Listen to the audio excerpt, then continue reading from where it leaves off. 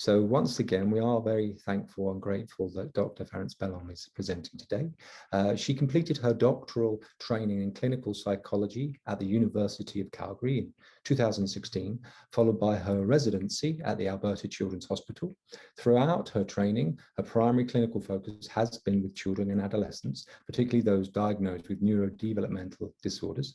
She's now a registered psychologist in Alberta and has been working in the neurosciences and sleep clinics at the Alberta Children's Hospital since 2017, while also offering support to the Pediatric Movement Disorders and Tourette's Clinic. Her clinical work has evolved over time to include providing CBIT to patients diagnosed with tic disorders, as well as psychotherapy for those also struggling with adjusting to day-to-day stresses tic symptoms can produce. I hand it over to you, Dr. Ference-Belhomme. Thank you, Julian. Okay, you can hear me all right, I'm guessing? Yes, absolutely fine. Awesome. Okay, I'm gonna try my best here to get my screen shared.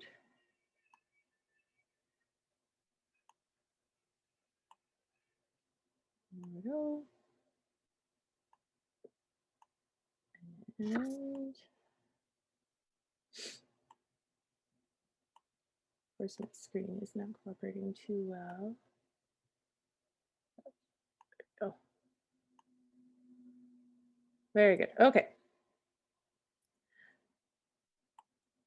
Okay, all set up. Okay, thanks, Julian. So I've got a lot of content to cover again today, not as much as last time for those of you who are able to attend the last session.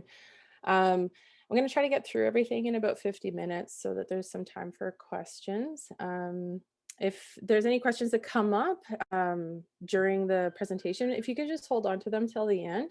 It looks like it's not too easy for me to see the chat while I'm doing this too. So just hold on to them to the end and you might find some of the questions are answered along the way. All right, so here we go. So here are the learning objectives for today. They're quite broad for what we're going to be covering. Essentially, though, the goals of this session are to discuss a behavioral therapeutic approach that's designed to reduce negative behaviors while also increasing positive behaviors, with a particular focus on youth and children with tic disorders. A lot of what we want to be focusing on is looking at improving quality of life. Then you'll find as we're talking about, as I'm talking through this stuff, is that there's a lot of different pieces to the intervention approach. And in actual practice, in my practice, I'm in a tertiary care setting, right, at the Children's Hospital and as an outpatient psychologist. And so I do find that following through with a lot of what I'm talking about today with really solid fidelity is tricky.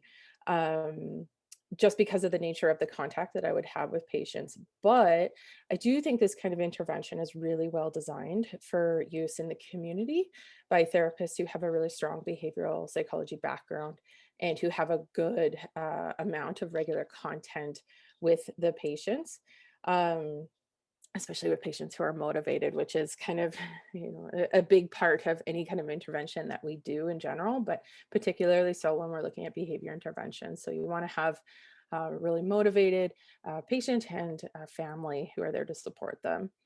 So there's absolutely therapists who would have the option to go into a family's home as well. And so if that is something that's possible, when you're thinking about doing an intervention with this, I'd definitely consider thinking about it. Okay, so the approaches that I'm going to be reviewing, they're really strongly rooted in the literature with excellent evidence base behind them. Okay, so the evidence though, however, it should be noted that it comes largely from research that's completed with patients who have autism and or ADHD. So there's no clear studies at the moment that are completed on these particular interventions for people or individuals with tic disorders.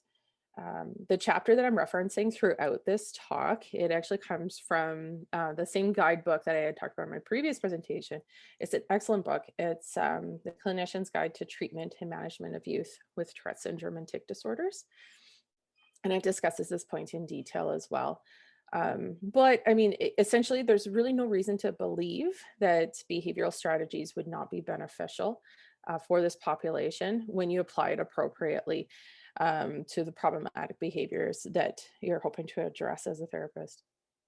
At the end of the day, behavior is behavior, and the theoretical framework really holds more or less, like, regardless of the population that we're talking about. It's just really important to know that, in particular with the tic disorder population, these haven't been directly looked at. I think just as like another thing to consider, another caveat to consider as we go through this approach, like one of the main challenges I would see coming up in doing this treatment would be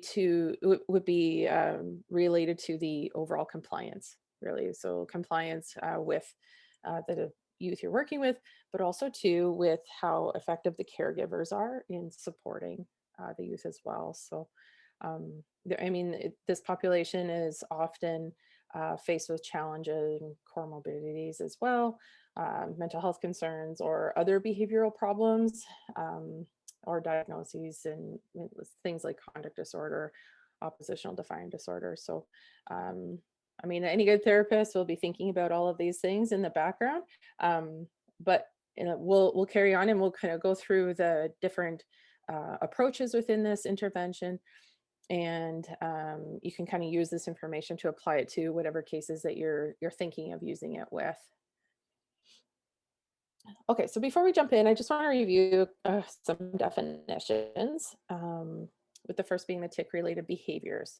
So we know research has long demonstrated that youth with tic disorders often struggle in various areas of life outside of simply having tics themselves.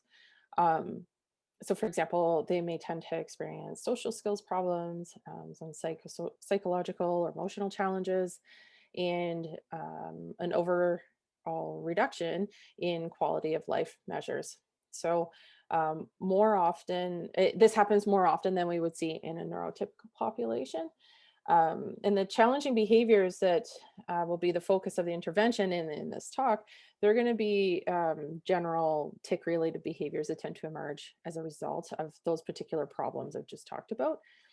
I'm not going to be addressing the tics themselves, so in this particular context. So the tics themselves, that I would direct you to the CBIT talk. This is kind of more dealing with the behaviors that occur outside of it. And in my last talk, I went through this kind of piece in detail about, the whys and the hows we would sort of see these behaviors present themselves. Okay, so regarding the quality of life, the definition I'm using today, it's looking at the degree and satisfaction in and actualization of the most important aspects of life: health and safety, self-advocacy, social relationships, productive activity, and participation in the community. So it's important for the family to be able to identify with whichever areas of quality of life that they would like to see change in before you dive into an intervention. So most people are going to feel more motivated to achieve goals related to these sorts of areas than other more specific ones a therapist might be wanting to target. So really just having a good open conversation with your patients at the beginning. And I'll talk more about that in the assessment process too later on. So an assumption here in today's talk is that the problematic behaviors that we see in this population, they're serving some kind of a function that allows for the youth to avoid or for some accommodation. So after you have become familiar with CBIT, if you already are familiar with it, you'll know that a part of that intervention does involve allowing for some level of avoidance and accommodation during the treatment process. But as with most things in life, too much of anything isn't good.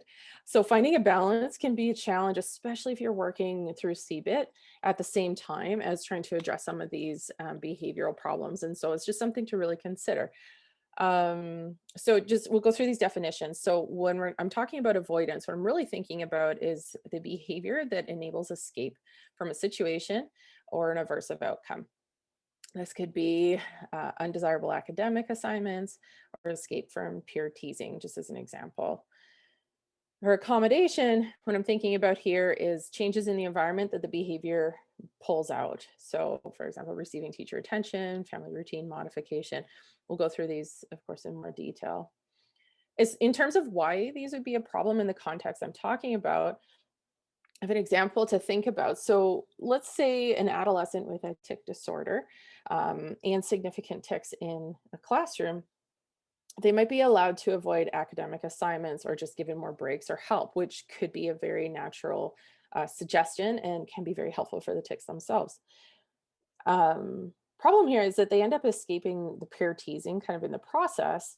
And as a result of this, like of getting out of some of the classroom activities and peer interactions, they miss out on in-group activities and opportunities to have positive peer interactions. So while we're trying to reduce the negative pieces that they'd be experiencing and making their lives easier, we're also reducing the opportunity or taking away potential opportunity for more practice, and a chance of engaging in some positive interactions. So ultimately, if not balanced appropriately, we could end up decreasing friendships and quality of life overall.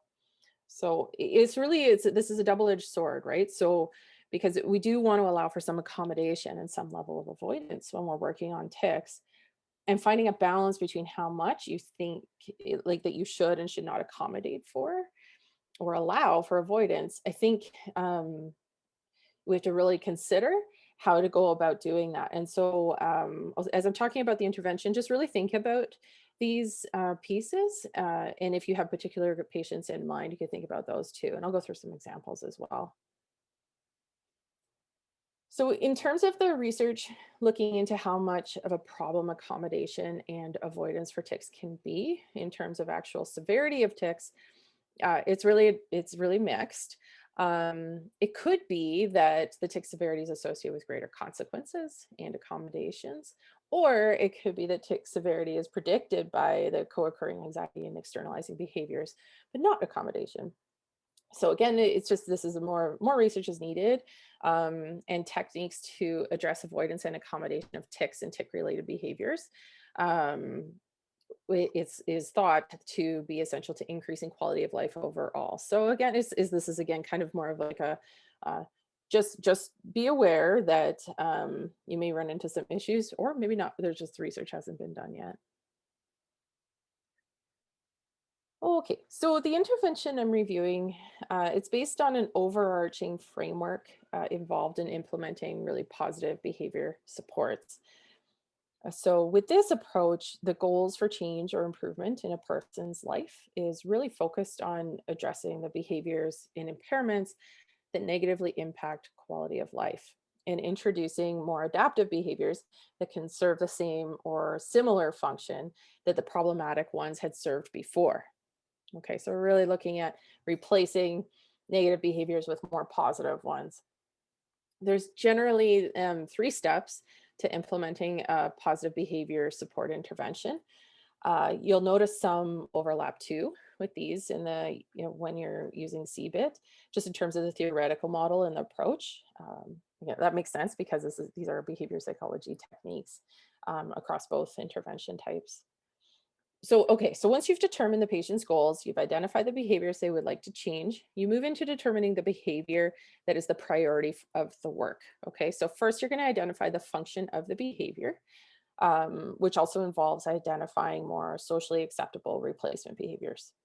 All right, so second, you'll end up identifying the activities and routines that are disrupted by the problem behavior. And this piece is also really helpful for identifying possible and naturalistic rewards that could come from making changes to problem behaviors. And then lastly here, you engage the youth and their family to identify strategies to adapt the behavioral intervention to different settings or environments. So I'll go through these pieces in more detail here. All right, so with any good intervention comes a good assessment. And I'd argue that with this particular intervention, a really detailed, comprehensive assessment is really critical to ensure success. It's also by doing this too, this is kind of like the reason why you would go and do any kind of good intervention, you really need to know what you're dealing with. All right. And you need to be able to know and to communicate with the family what the plan is. And this really can help establish and maintain rapport and trust in your therapeutic relationship with the child and the family. So choosing the order of problems to address and involving the youth and the family in the process is very important for determining what problems need to be addressed first. So there might be one behavior, for example, that you see as the priority, but the parent and the child might see something different, or they might see something different between each other as well. And that really actually often that's the case. So you need to be sure that you're focusing on what's really important to the family. All right, so using visual scales is really helpful in this process. Psychologists use this subjective units of distress scale or versions of it all the time to gauge a person's subjective report that in a more objective, measurable kind of manner. Here's just one example of what it could look like. You can have a whole bunch of different types here for rating how distressing something is. Perhaps if you're doing CBIT with the family already, you'll want to use the same type of one just for simplicity. Just a tip that you might want to consider, it's often helpful to discuss anchor points. All right. So for example, for one youth, a 10 out of 10 feeling out of control about whatever it is, something like taking a test or not being able to sleep, might be something, it might be actually be like a much lower level for another kid, right? So for each unit of distress, you want to come up with examples for your particular patient that speaks to them and makes sense to them, because then say like again that they might find like getting made fun of for tics could be a 10 out of 10 for them, but for another patient it might not be. 10 out of 10 might be like 6 out of 10. Same thing too with the bottom part of the scale. A 1 out of 10 could be something like watching TV or playing video games for one person, but that could also cause issues for another. So having a base for each number can be really helpful as you continue to move forward. All right, so I wanted to use a case example for throughout the presentation. I think it's really helpful to use this to really kind of understand some of the points I'm talking about. This Kyra, she's a fictional youth. I've pulled a lot of this content from the text that I cited earlier by Nadu and Heinemann. But I've also added in some details from different patients that I've seen over the years just to kind of mix it up and to really emphasize some of the intervention points that I think are going to be the most useful. So we'll use this patient Kyra for some examples using the intervention in the next few slides. Okay. All right, so Kyra, 15-year-old female with Tourette syndrome and ADHD. She has a supportive family engaged in therapy. However, she's not interested in gaining therapeutic support for her TS or challenging behaviors. When Kyra is asked to perform lengthy, repetitive tasks like math problems at school or home, she'll rock back and forth in her chair, complaining about the work being too difficult. Her neurologist does not believe the body rocking is a tic and has conceptualized it as a coping behavior. So we're talking about a body rocking that's quite intense, going from, how do I explain this without showing it? Going like the whole upper part of the trunk bending forward and backwards frequently. Okay. Kyra's parents report being quite bothered by the rocking, and her teacher agrees that it's disruptive to the class. Kyra reports that she's aware it bothers people, but insists that she cannot stop. Further, she describes it as a feeling that feels soothing, and she admits having very little motivation to change it, to do anything different for self-soothing. The persistent body rocking typically results in a teacher or a parent either assisting her with her work or accommodating her, or reducing the demands of the work and ending her study time earlier than planned. So this is an example, again, of avoidance. So here's the problem, and what do we do about it? So you have to sort out the priorities for both parents and Kyra. Okay, so after going through the SUDS ratings, the subjective units of distress, you get parents and teacher seeing the body rocking as the main issue. Let's say they say it's 8 out of 10. Again, with 10 being the highest unit of distress. But they also note complaining. So Kyra's complaining about schoolwork as a concern, 7 out of 10. However, in contrast, Kyra sees the math work as the problem, 7 out of 10, and she denies the body rocking as a problem at all, putting it at a 2 out of 10. And she sees the complaining as a function of math work, like that's just a part of it. They're intricately tied together, not a problem. Math is just the problem. Okay.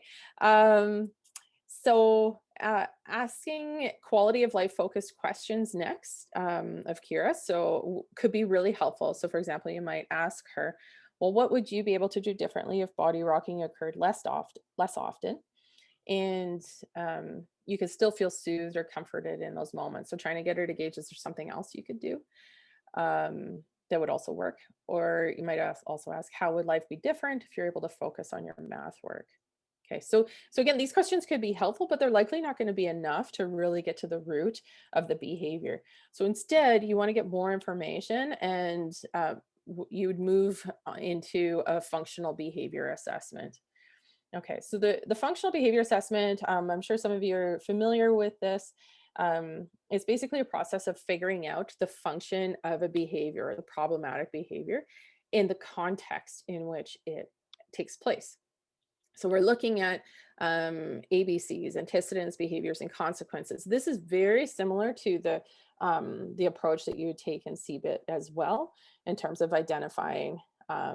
So in CBIT, you're identifying the tics. Here, you're identifying the problematic behavior.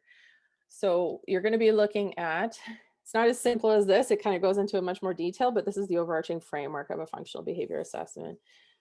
For the antecedents, you're going to be looking at the things that trigger the behavior. You're looking at what circumstances the behaviors are most or least likely to occur. You might also be examining the who, what, where, when during each of those activities. So it's getting a lot of information, and it's kind of up to you to decide how deep you want to dive into this. Of course, the behavior is the problematic behavior, but you want to try to make it as detailed as possible so that it's very clear what behavior it is that you're addressing or that you're examining. And then, of course, the consequences. So what are the things that maintain the behavior? What happens after the behavior occurs? Is it there some element of accommodation, some element of avoidance, or both? So the whole process between a functional behavior assessment, and there's full books that are written on this particular approach of assessment. I know this type of approach is often used in school settings where they're looking at addressing behaviors in the autism population. It's quite frequently used there. And so, but certainly you can modify it depending on the situation that you're in. And you can decide how much information, again, that you want to dig into and what's most important. There's some flexibility within this. Okay, so the general process behind a functional behavior assessment is, again, you first want to define the problem, gather information, analyze the data, make recommendations. Okay, so for defining the problem, you may need to do a bit of information gathering first to really refine the issue, such as with our example with Kyra. Okay, so, or you may already know exactly what the issue is based off of your initial work with the family. Either way, you'll want to come out of steps 1 and 2 with a really clear picture of what you'll be intervening on, which of course is then going to inform step 3.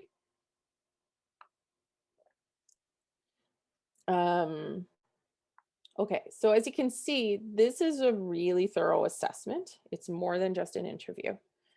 It can be quite detailed, take out room for any assumptions, right? As you're collecting all of this data, you don't want to have any assumptions about why a particular behavior occurs if you're being really close to doing this with high fidelity. I would argue that it is crucial in many different contexts of working with kids to have this kind of really clear assessment, because in the end, it could save you a lot of time. Because if you imagine, like, you probably, as a therapist, you would have experiences of going through an intervention because you, for various reasons, you need to do it right away. There's a higher need for jumping into intervention before digging into a very lengthy assessment.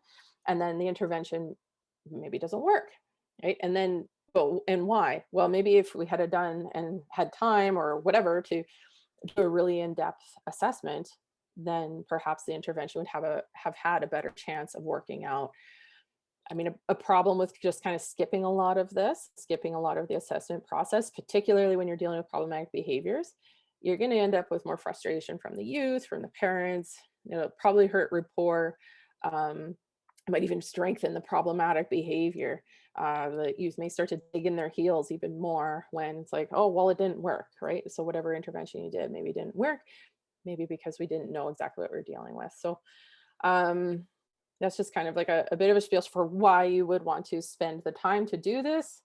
Again, I mean, there's the other side of it too, where you're not always going to have the luxury of time in some cases. So something to consider. So in our example of Kyra, you may try to get at the antecedents more carefully to help sort out exactly the behavior you want to address. So some examples of questions you could ask could be that you could ask Kyra. When your teacher gives you a math problem to work on, where are you on the SUD scale? When you have several math problems, does it change where you are? If your teacher or parent is there to help, where are you on this scale? Where are you when you do a reading worksheet? Or so a completely different subject. Where would you be if you asked for help? And how hard on the SUDS would it be to ask for a break? So these are much more in-depth questions than just something like, so why is math so hard? Right? We're really trying to get a good understanding of it. So after she really considers and answers these questions, you'll definitely be in a better position to design a more accurate, comprehensive intervention. And by understanding the challenges that Kyra might find in, say, asking for help or reading a worksheet, you'll be better able to take a stepped approach in designing an individualized intervention that is going to more closely meet her needs. So we may also find in some observation procedures for Kyra's, we may also add in some observation procedures for Kyra's parents, okay? Or if the teachers, if they're so inclined, depending on your context you're working in. So you might want to have parents rate the frequency of the body rocking and complaining, as well as how distressing each of them are, and writing out, like, say, the situation they occurred in. This is just a little example of what you might have. What's really interesting about getting parents to do this sort of thing is that they might notice the behavior more often than they did before the tracking, or they might even notice it less than they had initially thought. They might think about it a little bit differently. Maybe they won't find it as irritating because now they understand that it's a soothing behavior for Kyra, right? Having them do this for maybe a week or something, it could give a good picture of some potential contextual variables as well, because you're going to need to contend with those eventually in the intervention phase. So yeah, something that you consider using. So you want to attend to what are called setting events. Okay, these are like contributing factors like poor sleep, arguments, unexpected changes in schedule. I mean, life happens, and these setting events can really play a role in what happens next, or what happens with the problematic behavior as you're doing the intervention. The other thing too is that many behaviors will serve more than one function. So it can make for a really complex assessment of different contexts. And really, context is important. Remember though, that you can't change everything in a child's life. You cannot completely give them this beautiful bubble to live in that eliminates all of these contextual problems that lead to these challenging behaviors, right? At some level, these kids do have to cope with, their environment not being ideal. That is absolutely a much more realistic way of approaching this. However, when you're doing an intervention that's really focused on helping these kids get to a place where they can cope with life's unexpected things, it's really great to try to modify things as much as possible, give them a tiny bit of that bubble for a little period of time so that they can be more successful with learning some new skills of how to cope or learning how to use new positive behaviors. Then, if they were to, you're just kind of like, okay, well, practice deep breathing instead of body rocking, go. That's a little bit different than setting up a really ideal circumstance for, when, say, Kyra, for example, is having to, do her math work and for a specific period of time under supervision, whatever, and you're controlling all these different things to try to make life easier. And maybe, say, you're not doing the intervention on a day when she's had a terrible sleep, and instead you're doing it when, when she's feeling great, because you really want to try to build up these skills that are new in an ideal circumstance as much as possible, knowing you can't control everything.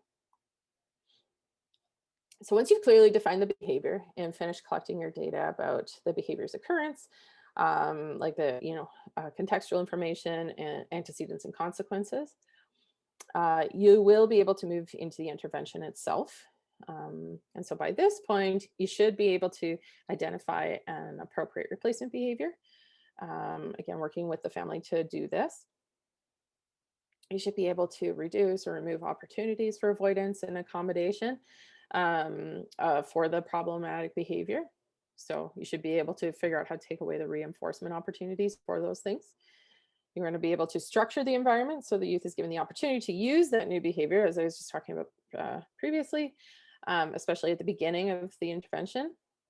And then, of course, you really want to reinforce that new behavior. Once you get to reinforcement, there are different strategies that can be used. Getting as complicated as using schedules of reinforcement or shaping. But what the reinforcement looks like really should be dependent on the youth's developmental level and what's expected of them. And I'll go into those in detail a little later on. To get to what replacement behaviors we might implement for Kyra, so let's first make sure that we have a good definition of the problematic behavior. In this example, the behavior could be her complaining about math being too difficult, and everyone involved would probably agree on that. So we'll say that this behavior is leading to her engaging in self-soothing behavior, body rocking. Body rocking signals to others that she's struggling. Frustrating for others to observe. They immediately accommodate or allow for avoidance. The replacement behavior then, we can say once Kyra feels the math work is too difficult, she should ask for an explanation, ask for assistance in completing the problem, request a 5-minute break. And then the end result, if this is all followed through, Kyra will no longer engage in the body rocking in this context. She'll be less likely to avoid her work and will gain self-efficacy in the end, as well as seeing reduced distress in interactions with teachers and caregivers. This is kind of like the hope, the thing that you're shooting for. But if you're doing all of the different steps and involving Kyra in the discussion of these things, you should be more likely to achieve the end result for a period of time. After you've completed the functional assessment and you're working on developing appropriate replacement behaviors, you may have noticed that the youth you're working with needs to learn some additional skills. And that could also be used, and some of these could be used as replacement behaviors either now or in the future when dealing with future problems. So what I mean by this, so some example of pivotal skills, we call these pivotal skills building, could be things like the relaxation strategies. Assertive communication is a big one. I talked about that in my last presentation. Self-monitoring and self-advocacy is super important in school systems in particular, where teachers have probably too many children for each class and many with high needs. So that's a very important skill for really any child to learn, and in particular for our kids with tic disorders. Independent emotion regulation, social skills training can possibly be important for them as well and really helpful. So these pivotal skills, they can increase the likelihood of future social success, really. And then with that, you're going to see a lot of improvements in other things. So these types of skills too, they have a really high level of natural reinforcement, natural positive reinforcement. You really want to try to maximize that where you can. These can also lead to the development of additional skills, more and more confidence in these kids, right?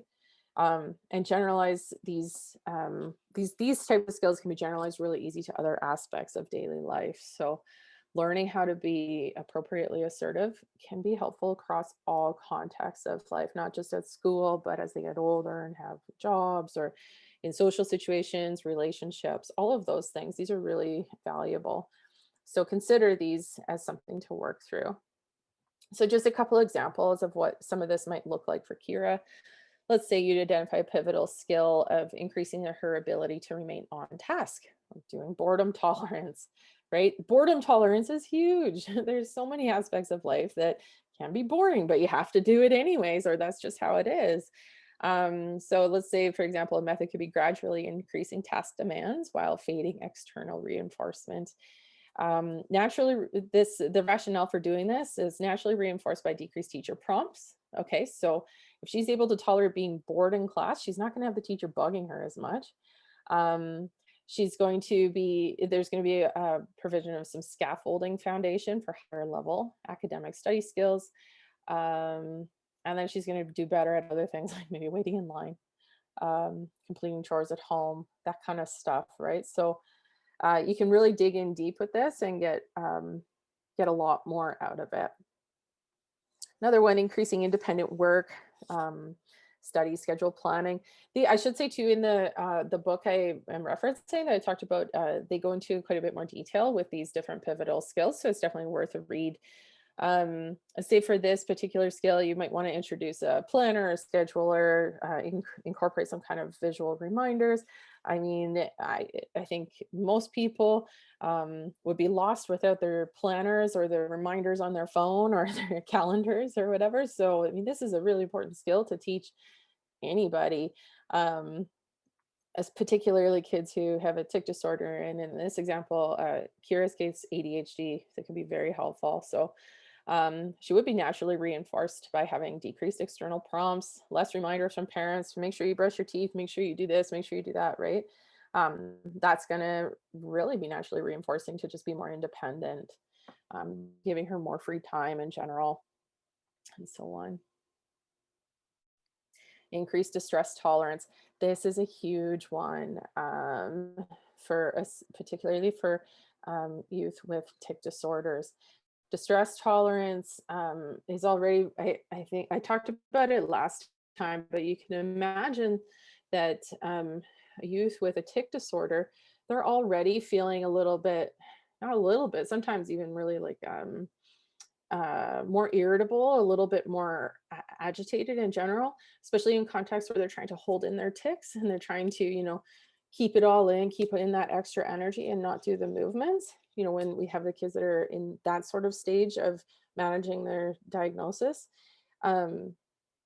becoming distressed with other things, it can lead to much bigger explosions of anger or rage, and learning how to cope with, you know, what from the outside might look like a minor thing, like, you know, stubbing your toe or whatever, could turn into a really big deal for some of these kids because they're already at a heightened level of distress. So teaching these skills for managing stress, increasing their tolerance for distress is going to go a long way for them for you know, a lifetime, really. So that's something too that would be really valuable to teach.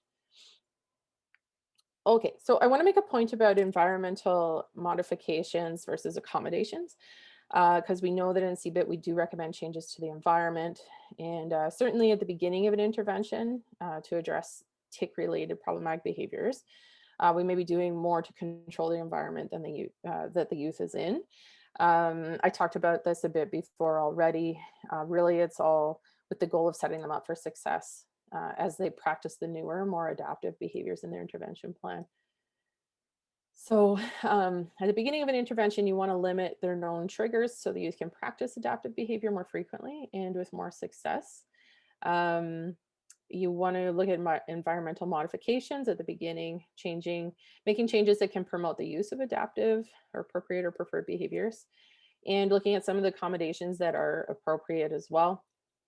Changing the environment where you can, so that the problematic behavior is less likely to occur. Excuse me. So here's some examples of what we might do for Kyra. Establish a homework area with all the necessary supplies, making sure it's free of distraction. Create a work schedule to facilitate the task decomposition and goal setting. Review assignments when preparing the schedule to build Kyra's understanding of the expectations. Arranging to have a peer buddy at school, maybe a sibling or a parent that's available to help as needed, preferably someone that Kyra would choose. Having a timer, task-related resources on hand, even like a visual timer that counts down how much time is left for sitting and studying. Creating a contract too can be helpful, and putting in some positive reinforcement. So for the problem that I talked about that Kyra was presenting with, incorporating teachers' recommendations as much as possible can be helpful in this area too, because they're sort of seeing they're seeing the student in action, or not acting more often than you would be as a therapist, or that the parents would be. So they could have a lot of information to be helpful there. Okay, so remember, an important step in positive behavior supports intervention is the need for reinforcing the behaviors that you want to see repeated. This is because we know that behavior patterns are maintained by the consequences that follow them, whether they're positive or negative. Um, some desirable or more adaptive behaviors offer minimal natural reinforcement or even none, right? So you might need to identify reinforcers that are stronger than the results of the avoidance and accommodation, and that can be really admittedly tricky. Um, at the beginning, I find a lot of parents that I've worked with, they're resistant to using tangibles for reinforcement, or explicit, like objects of reinforcement. But I think at the beginning of learning a new skill, it's perfectly reasonable to use those things where you can, and then minimize it with time, right? Um, so here's another example. If Kira begins complaining and body rocking, she should be expected to stay with her math work until she uses an adaptive behavior that was previously identified before ending the task. So that's the key, is that it would have to be something that she had agreed to before um, before ending up in this intervention, because you want to try to withhold or minimize access to any of the reinforcers that follow a problematic behavior, right? So in this case, you don't want her to end up avoiding the work or getting more accommodations than what was agreed to. So I want to review some information about positive reinforcement, because this is really the thing that's going to make it less likely that the adaptive behavior will repeat itself and that the problematic behavior will decline. You can use charts or schedules of reinforcement, especially initially when it's a more and then uh, once the rewards become more naturalistic in time, you won't need to do this anymore. But just as a small tip too, if you're working on teaching the parents to praise more often as well, so not only are you wanting to give positive reinforcement for the youth, sometimes the parents will need some help with changing some of their behaviors and using positive reinforcement appropriately. So okay, just as an example, um, have had parents who are working on giving their children positive and specific praise, and to help them remember to do it, we've done where at the start of the day they put in one pocket of their pants a bunch of buttons, and then each time they catch themselves praising their child appropriately, they would move the button over to the other pocket. And then the goal would be, by the end of, I don't know, the hour or the day or whatever we decide, that the buttons are moved all the way over to the other side. And so this gives the parents some feedback, some natural feedback about how they're doing. You can also add into, if the parent notices that they're criticizing something of their child, because that just happens sometimes, right? Life happens so quick. Then they would move a button to the other side. Behavioral aids I've worked with in classrooms, they do this as well when they're learning and they're trying to praise more often, because praise is so valuable, but it can be really hard to do it, honestly, especially when you're dealing with some kids that are more challenging. There's more challenging behaviors coming out. So using this can be really powerful. Something else about positive reinforcement, you want to make it fun and positive. The point of having a chart is to emphasize positive behaviors, not the negative ones, and involving the youth to make the chart, or if you do a behavior contract, that's going to be a lot more helpful. You want to emphasize it, the new behavior too with the child, not the old one. So for example, I have here, you want to focus on what the child does right, not wrong. So there's a big difference between saying that the goal is for Kyra to stop body wrecking while doing math versus Kyra sits quietly while doing math for 5 minutes.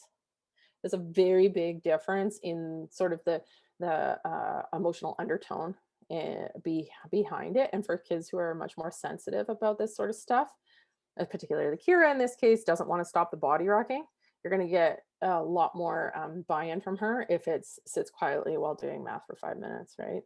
Because at the end of the day, that's what you want more anyways. And then the body rocking can fall to the wayside as long as she's doing her math, perhaps, right? Don't expect perfection. So we all have days that are more difficult than others. You just want to emphasize the positive. You want things to be realistic. You want the expectations to be simple enough to achieve, and you don't want to set up a child for failure, really, or yourselves in a intervention. Don't expect too many changes all at once. All right, so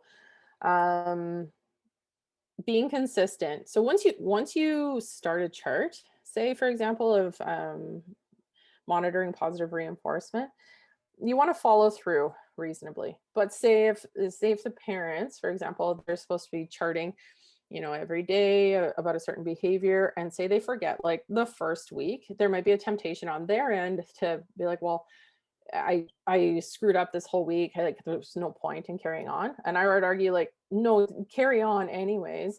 What happened the previous week, it doesn't really matter. Do something. Doing something is always going to be better than nothing. Okay. Doing it all would be great. It would be great. Wonderful. Everything would work out much quicker, but it's not always realistic. And doing something is always going to be better than nothing at all. So having a really like real conversation with the family about that is really important.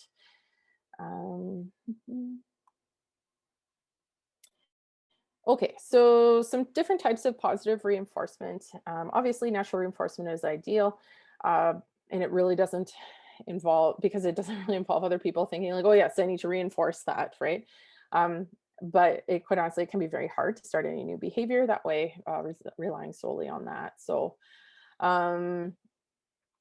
a natural reinforcer over time, say it could be something like deep breathing. At first, it's not really gonna be, Kyra's thing that she wants to do. She wants to do body rocking to feel calm. So you might have to work towards getting her to experiment too, to see if deep breathing is something that might help her as well and move towards being a natural reinforcer.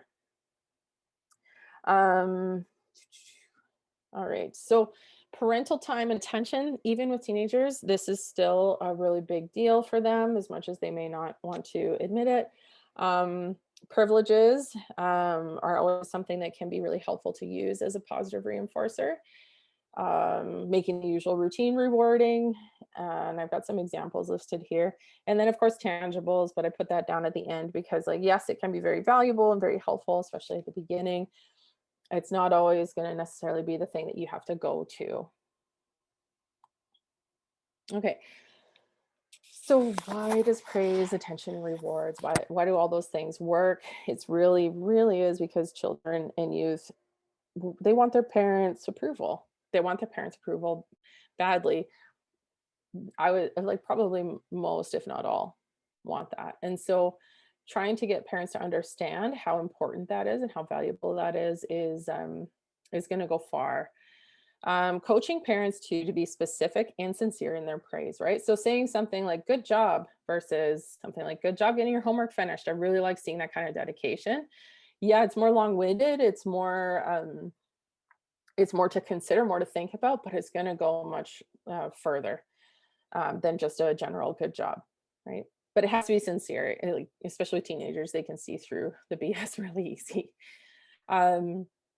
When adults notice and comment on specific positive behaviors, and when they provide natural, logical rewards, children and youth are going to feel much more noticed, validated, and approved of.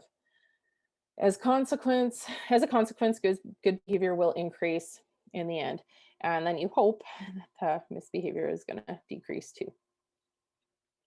This is just an example of what a reinforcement chart might look like.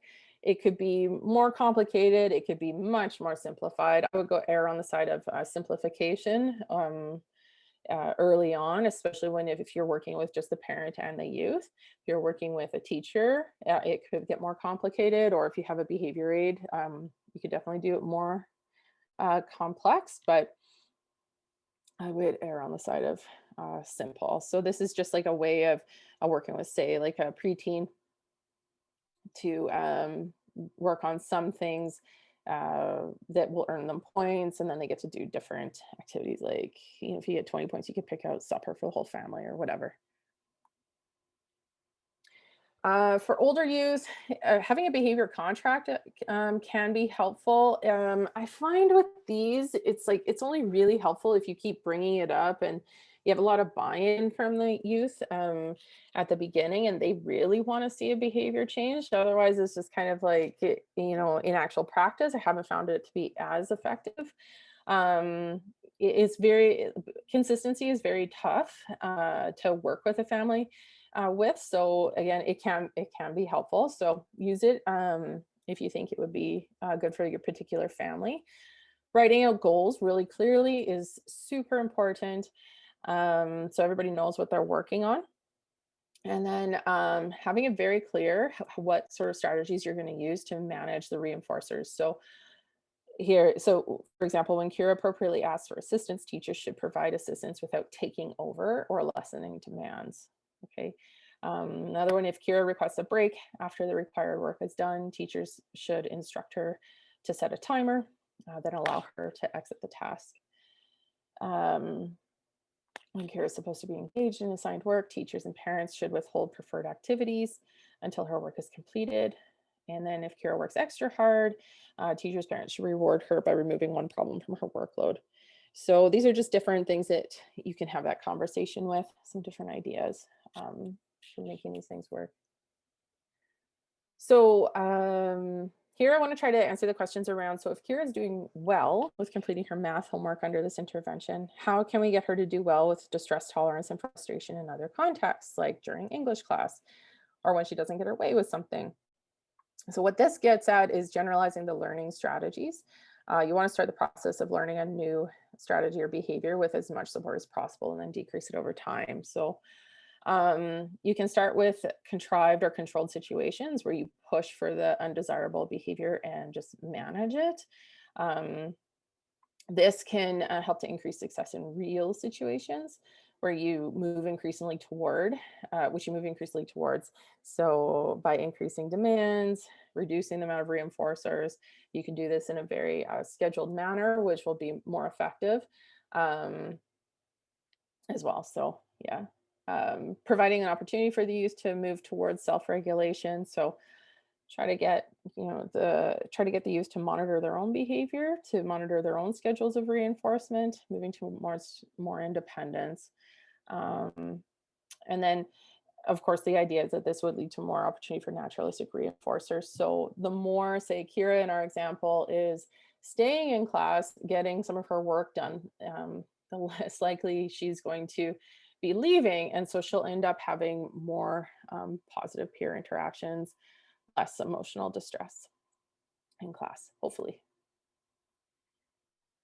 Okay, just got 2 slides left before a summary, and then we'll get to questions.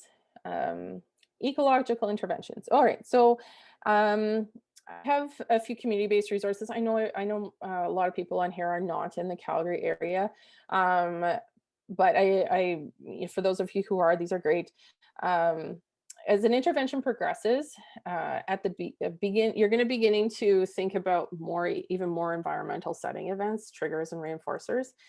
And you're not going to be able to manage all of those on your own. And sometimes getting a more holistic approach with community interventions, some family-based or parent-based interventions are going to be really valuable. So in Calgary, we have these. In Alberta, more broadly, we have the P Parenting Program, which is a free, excellent evidence-based resource that is online, and it's paid for by the Alberta government. I hope still. I haven't checked it recently, but it has been available to anyone with an Alberta address. So you may also be able to get that program more broadly. So again, that's the P Parenting Program. That's just there. So just something to consider, that you may need to work on some broader contextual environmental factors than what you can in your work there. So some examples of Kyra, maybe you'll have to complete a psychoeducational assessment if you're noticing some other problems that are happening. You may need to work on the parent-teacher collaboration, may need to start thinking about future goals like employment or living circumstances, particularly with our teenagers. And perhaps working with a teacher and parents to evaluate difficulty of academic assignments and sort of working through those. Um, Extracurricular activities can be really, really great and help boost self-efficacy, and especially if they're within her interests. Monitoring progress. I think data is super important. There's some examples here of how you might want to do that. So you might want to look at the percentage of assigned assignments that she's completed. You might want to pull out your SUDS tracker again to see how she's rating these different things. You can also use some more quantitative measures to look at that quality of life, because again, that's what we're really trying to work on, is improving quality of life overall. So just a little summary. I recognize we're running out of time, so I thank you all for your attention today.